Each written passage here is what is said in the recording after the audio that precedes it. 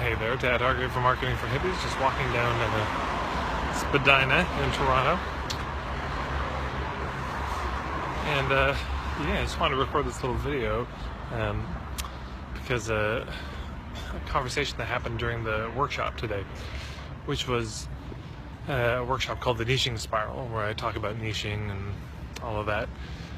And one of the conversations that happened was there's a lady who does work with mediators, and a group had contacted her and said, hey, a lot of our mediators are realizing that we focus a lot on the words, the language of mediation, but not on the body language piece and kind of reading people and all of that, because they're not trained actors, or they're not trained in any kind of body awareness stuff. So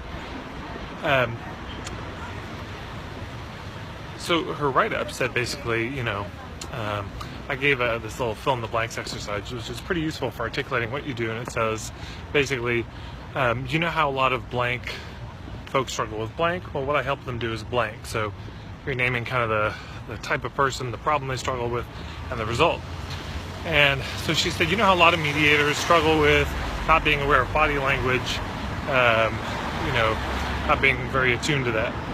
And I said, my guess is if you had a room full of mediators, all the mediators in Ontario, and you asked them, you said, hey, there's a workshop going on in the other room for those of you who are not attuned to body language,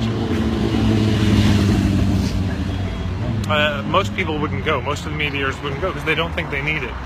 So it's really important to make this distinction in marketing between what people are craving, the problems or the symptoms they have, versus what we think they need. And anytime we find ourselves saying, well, they need to know this, that's not very compelling in marketing. Hey, you need more discipline, you need more awareness of body language.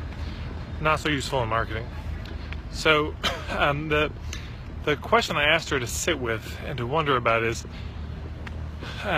if you don't have that awareness of body language, what happens? What are the consequences when you lack it as a mediator? Because that's the kind of thing you want to put in your marketing copy, is this sense of the real life symptoms, the real life consequences of not having that. So whatever it is that you think people need in your line of work that they don't have, and boy, they really need that, it's fine to have that as the point of view, which is what it is, which I've written about a lot in the point of view marketing book. But you don't want to stop there, and you certainly don't want to start there in marketing. You want to start with what's relevant, which is their experience. And so, if you think they need something and they don't have it, tell us the story. What are the moments it shows up? Paint us a picture of what are the consequences of not having that thing, because that's what goes in the sales copy. Is this, hey, if you're a moderator, a mediator, have you ever seen things blow up? Or it seemed like things were really good in the room, but then it all falls apart after, etc. So a little distinction to make between their symptoms and problems and our diagnosis and what we think they need. I hope that makes sense.